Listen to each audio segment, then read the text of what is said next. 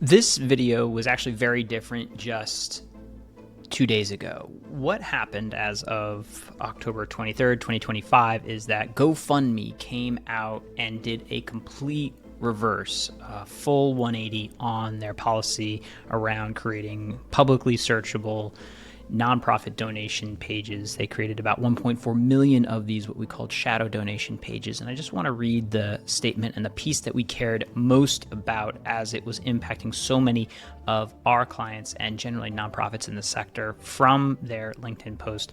Nonprofit pages are now opt-in only moving forward. Only nonprofits that opt in to their nonprofit page and complete the verification process will have a public nonprofit page that is searchable on GoFundMe, making these nonprofit pages completely opt-in experience. Nonprofit pages for organizations that have not been claimed and verified will be removed. SEO will be turned off by default. Huzzah.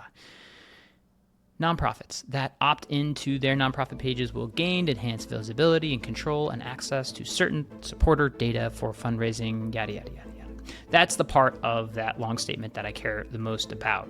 The rest of this video sort of explains why this issue mattered so much to the community in terms of just sort of the use and opt-in narratives that exist for nonprofits, and at a certain level, I hope serves as just a sort of notice to other platforms and organizations that think it's okay to auto-generate donation pages on behalf of millions of nonprofits, even if it's believed to be in the service of generosity. So I hope this serves as an interesting documentation of this moment in time in October of 2025. We are unabashed, huge nonprofit geeks that sweat the details, pay attention to when, I don't know, say 1.4 million nonprofit pages are created through these shadow donation pages. And it popped up on our radar. And I really have to give the credit to Nick here, who was analyzing this on behalf of a number of our clients, looking at SEO. And, let's just start with the beginning, Nick. What did you find originally, and what is going on with these GoFundMe shadow donation pages? Yeah, George, that's a great point. So I just want to shout out ABC 7 out in California. I just happened to stumble across a video at about 6 a.m. Last week scrolling on TikTok where a local nonprofit realized they had a page set up by GoFundMe actively soliciting donations that they both were not aware of and didn't consent to. And I kind of, went about my day. I got coffee, and about 3 hours later, I thought to myself, man, that's crazy. Is that true? And I started going through the list, George, of our clients, and I started typing in their names, and I could see on GoFundMe's website that I'd say the majority of our clients had GoFundMe live, active fundraising, donate to said organization pages listed. And George, I know that GoFundMe has worked with nonprofits for years, right? Like it's not new. It's, you're not able to participate in this system. But what really struck out to me was at the bottom of these pages, there was a little notice, and it said, affiliated with this organization, claim this page. And it made me think to myself, does that mean these organizations have not claimed this page? Does that mean they didn't build this? Does that mean they didn't consent to this?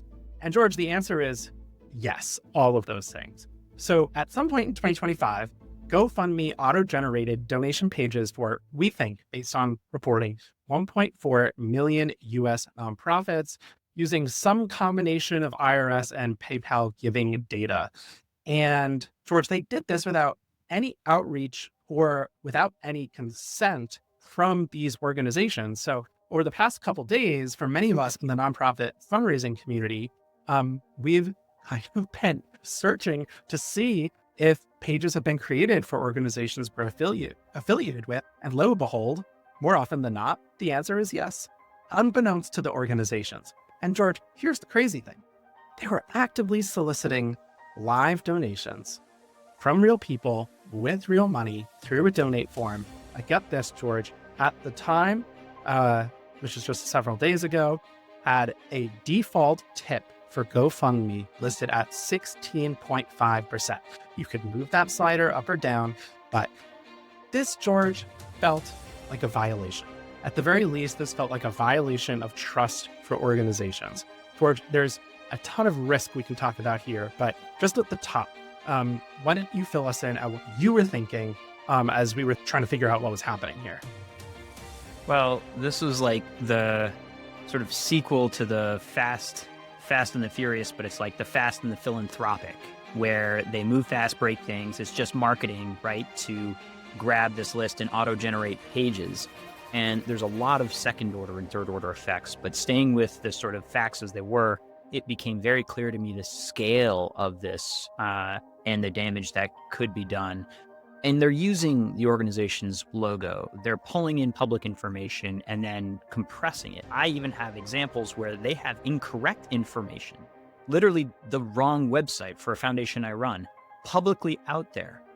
And to claim that page, as you mentioned, right, it's a clever, I will use loosely, marketing tactic to force a bunch of people to become users to claim what is theirs, which is their brand and the permission to donate to them, right? So I now have the permission to go through a 2-day review process. I need to have certain documents. I need to have a domain that matches that domain. And by the way, the one they have listed on my page is just a made up organization. It doesn't even go to anything affiliated with the organization. It goes to a random YouTube account.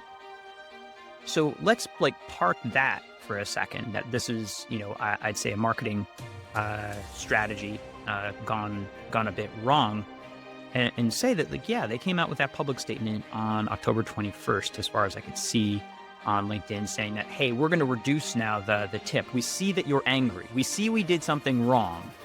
They didn't apologize. To be clear, there's none of that. We apologize for doing this. They say that they announced it at certain conferences. They announced it back in March to create donation pages and processing. And they do it under the narrative that, it's giving access to the millions of dollars and users in their system. And to that entire response, I say one simple question.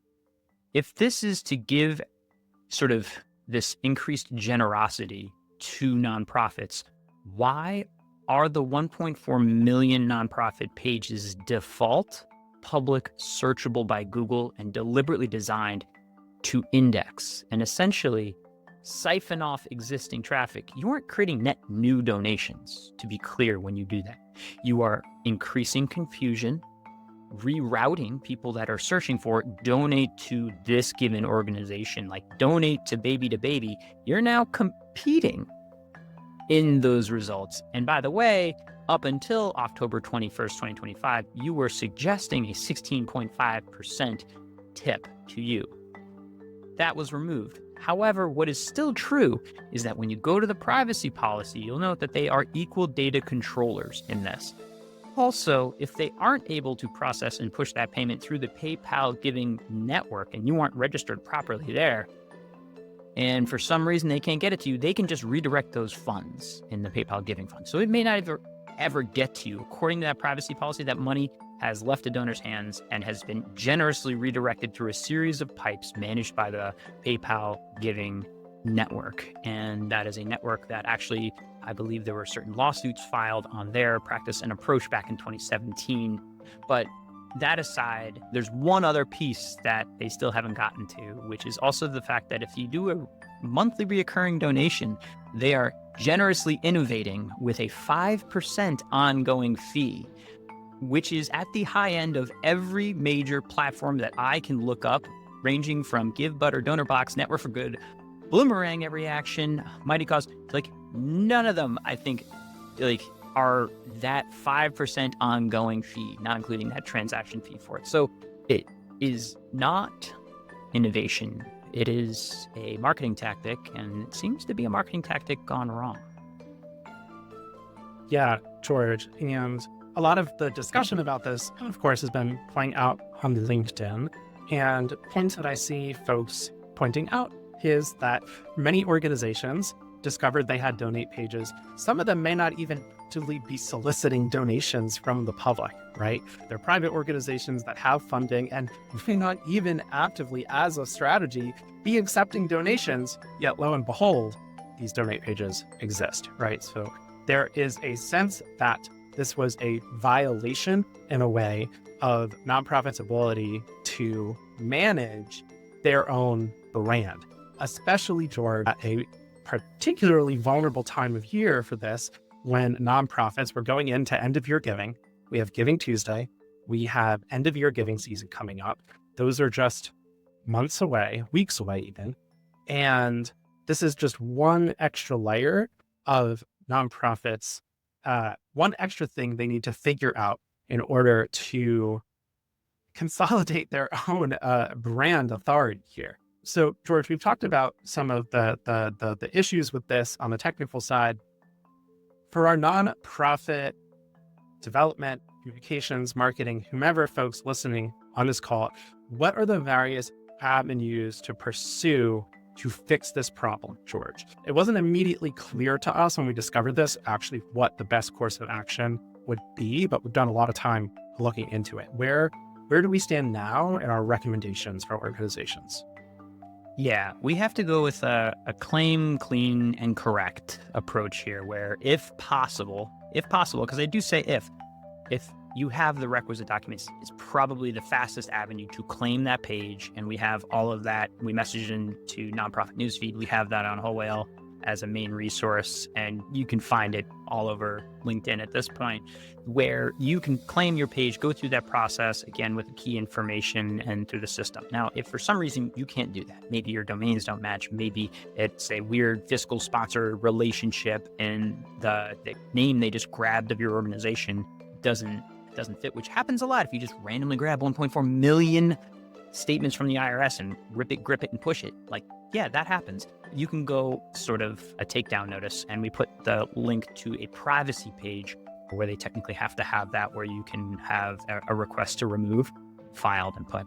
And there's also varying state laws that may give you other more aggressive recourse. The more nuanced piece here is probably for established nonprofits to claim the page, to correct the page for inaccuracies, of which we have found, and then say, make it private from search engines. You want to default it to just keep it in the ecosystem of GoFundMe, because actually, in the spirit of things, this is a nothing burger if it were just internal to the GoFundMe network, because there are other organizations that have it. Once you're inside the walled garden, like Facebook, for instance, had that. But when they had those Facebook fundraisers, one, it was like initiated by a user. So it was like a peer-to-peer, hey, I'm going to fundraise on behalf of this organization, and go find them and give to them.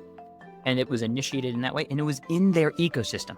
By the way, they had zero processing costs, including transaction fees. They ate that. So I thought that was net generous. This has been done before. The way you do things matters. The way you allow opt-in matters.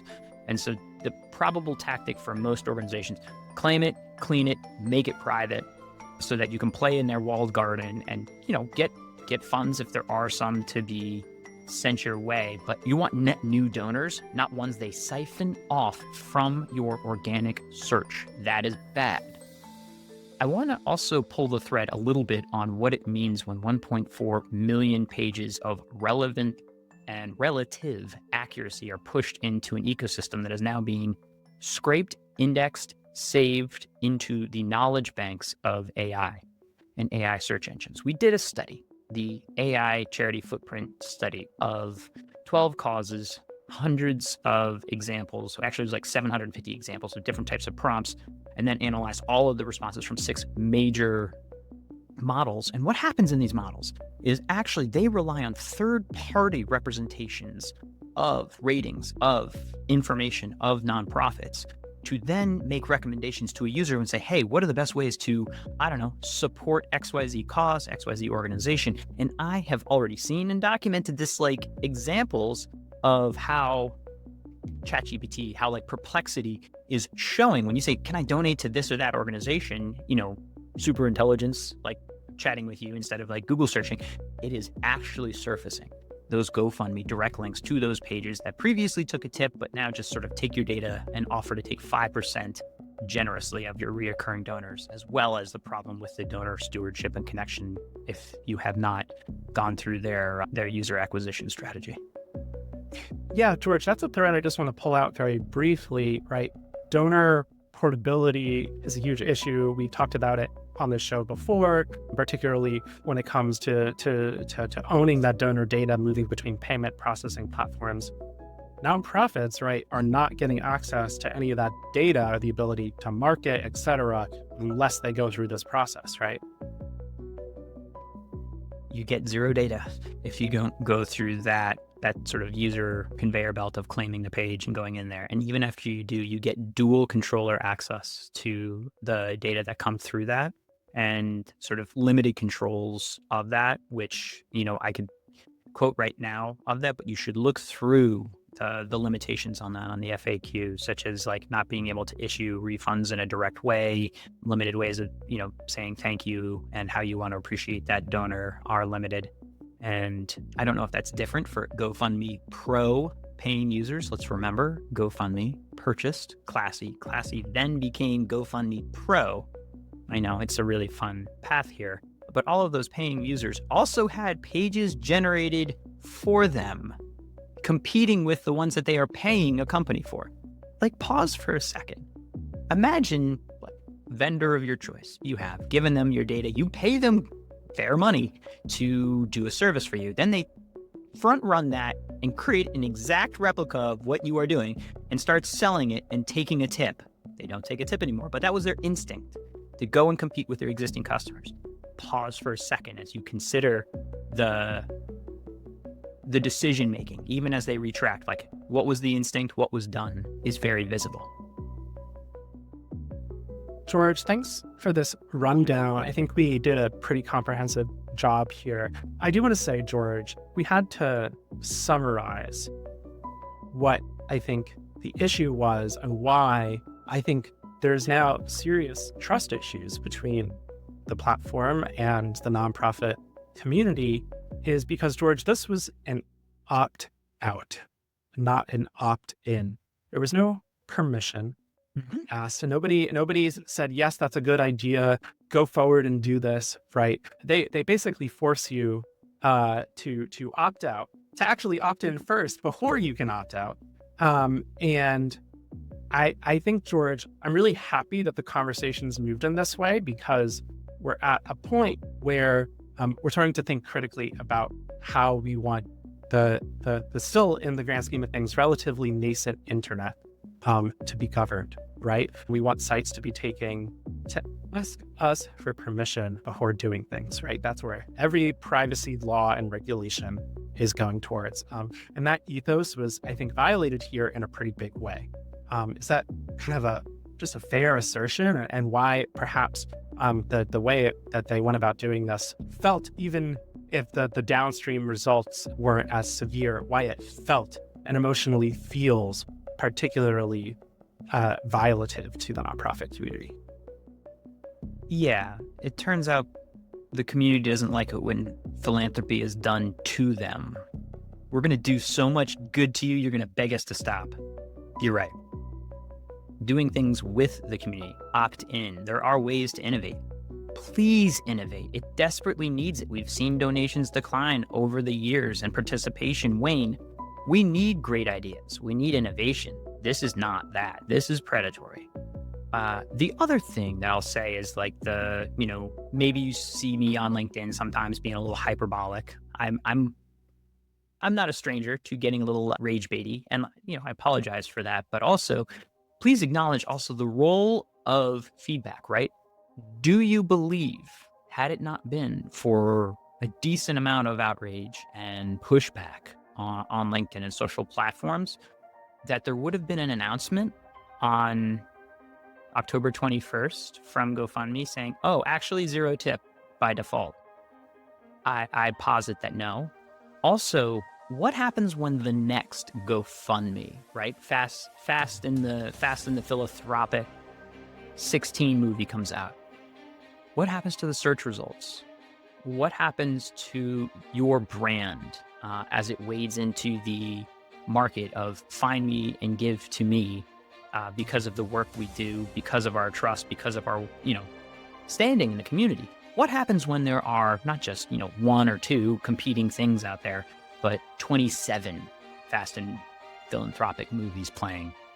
You don't really need that big an imagination to realize, like, oh, wait a minute. If they get away with this, in doing this, what's stopping me right now from doing it? Because I know how to code this. I could code this in a weekend, to be honest. Like, every marketer is quietly watching. Every platform's quietly watching. And I kid you not, I could pull the entire IRS list. I could easily do this, augment it with AI. I'd build a massive sort of series of spreadsheets by cause. I would do a better job indexing than they do. I would actually use it in a cause directory first. So I'd tag it, and then I'd create the nonprofit so I could get better leverage on their SEO. I would augment their content a bit more, and I would generate 1.4 million pages, and I would run processing through it. I could route it through PayPal Giving, and that's a weekend project for me. So I want to pause for a second and be like, why are you getting so angry? It's because I don't want another freaking movie made of this. I'm tired of watching the first one. I don't need 27 more.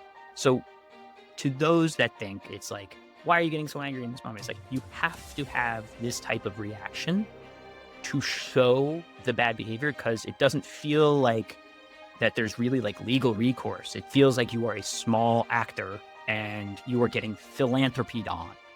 And I don't like that. George, that's really well said. I do have to acknowledge, though, I will not stand for Fast and Furious slander. Those movies are perfect. They can make as many as they want. And that is all I need to say. Will not have you besmirch the good name. And I think there's like 17 of those things. Here's a lot. All right, George, any remaining thoughts on this? We're watching, frankly, is what I'll say. We have reached out to GoFundMe and Classy, see if they want to come on and have a conversation. I would welcome that, to be honest. I seek to understand, and that probably doesn't come off on LinkedIn, but I do seek to understand. I do want there to be innovation. I do think there's opportunity for them to do it in the right way, and it could be net positive. I don't think that way is this way. And we'll leave it at that. Thanks, George.